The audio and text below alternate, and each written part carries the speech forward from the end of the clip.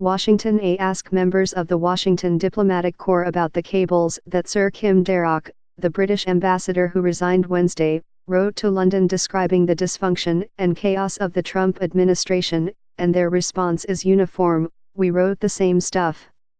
Yes, everyone does.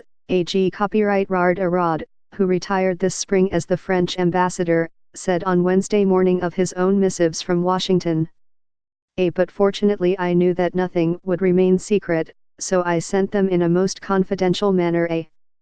So did Mr. Darroch, who, alone and with Mr. Arad, tried to navigate the minefield of serving as the chief representative of longtime American allies to a president who does not think much of the value of alliances. Mr. Darroch submitted his resignation the morning after Boris Johnson, who is likely to be Britannia's next Prime Minister, notably declined during a televised debate to defend the diplomat and also refused to criticize President Trump. In his resignation letter, Mr. Darroch said the furor over his characterization of the Trump administration made it impossible for him to carry out his role. Although my posting is not due to end until the end of this year, I believe in the current circumstances the responsible course is to allow the appointment of a new ambassador, he wrote. He came to that conclusion after he found himself in the vortex of what for years has been the definition of a classic Washington gaffe. He was caught in public saying something that is widely believed. It would have been stranger, his diplomatic colleagues said, if Mr. Darroch had been writing cables describing the Trump White House as a smooth-running machine. It could have been any of us, one ambassador, who is still serving and therefore spoke on the condition of anonymity, said on Wednesday.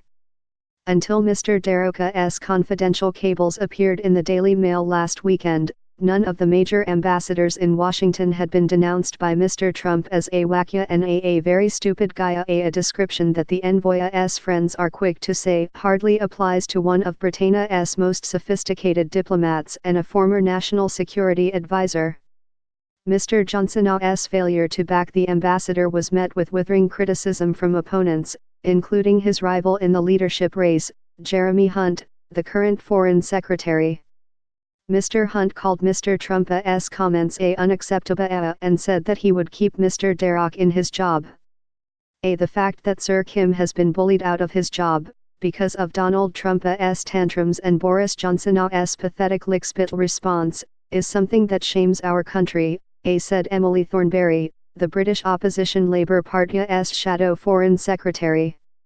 It makes a laughingstock out of our government. She added, just imagine Churchill allowing this humiliating, servile, sycophantic indulgence of the American president's ego to go unchallenged.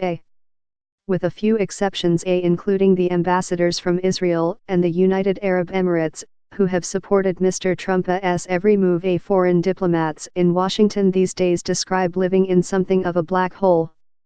Decisions that directly affect their nation's trade relationships or troops are delivered with no notice.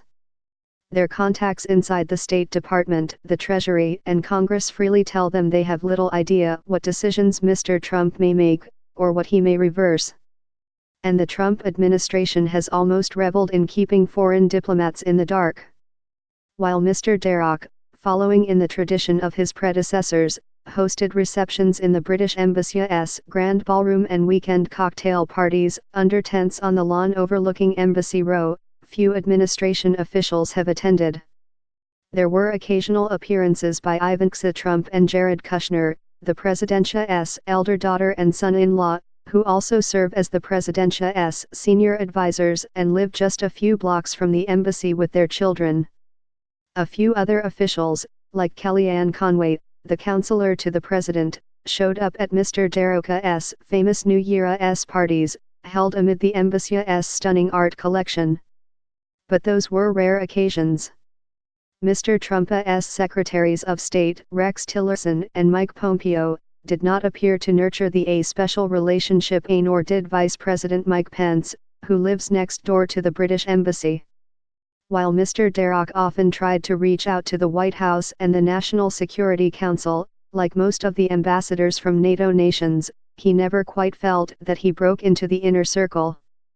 In December, when Mr. Trump announced via Twitter that the United States was withdrawing forces from Syria, where both the British and the French have deployed troops, some of them dependent on the American forces for transportation and intelligence. Mr. Darroch was given no notice.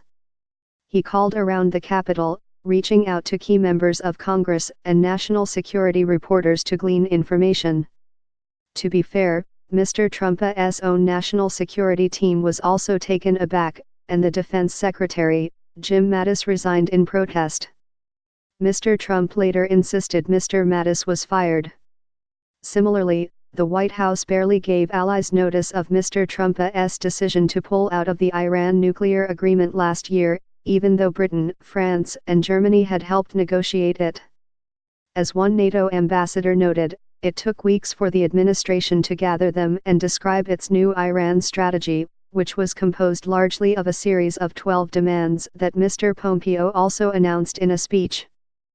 For me, as a foreigner, it was fascinating, said Mr. Arad, who now looks back at his tenure as French ambassador as a grand political science experiment. What happens when a populist leader takes command in a liberal democracy? These people don't recognize or accept the idea that an ambassador or a bureaucrat could be of any use. They only want to deal with other leaders. Mr. Arad recalled a moment in 2017 when France's foreign minister was planning a trip to Washington. The ambassador gave the State Department 2 months' notice to try to get on Mr. Tillerson's schedule. They never heard back until a day before the event, Mr. Arad recalled, only to be told the meeting would last only 20 minutes. So the minister didn't come, he said. Mr. Darroch was somewhat more successful. From his time as National Security Advisor, he had deep contacts in the intelligence agencies in the United States, and among the permanent class of national security specialists. But even in those conversations, officials often expressed mystification about how decisions in the Trump administration were made and policy generated. Traditionally, the British ambassador would be brought in for consultations with senior American officials about major decisions under consideration in the Middle East, or in dealing with Russia, where Britannia's GCHQ, the government communications headquarters, the British equivalent to the National Security Agency, often takes the lead in gathering intelligence. But not in the Trump era. All are examples of the chaos that Mr. Darroch had described to his successor as National Security Advisor, Mark Stwill, in a 2017 memorandum that leaked on Saturday, leading to Mr. Trump's declaration that the ambassador to America's oldest ally was, in effect, persona non grata. Mr. Johnson, the front-runner in the Prime Minister's race, said on Wednesday that he regretted Mr. Darroch's departure, and that whoever leaked the ambassador's messages should be run down, caught and eviscerated. There will be a new British ambassador, presumably appointed after Parliament selects a new Prime Minister to replace the departing Theresa May, and seats a new government. But under current conditions it is unclear whether that diplomat's access will be much better. A comment from the State Department about Mr. Darroch's departure on Wednesday blandly repeated its commitment to the special relationship between the United States and Britain. The two nations share a bond that is bigger than any individual, the statement said, and we look forward to continuing that partnership.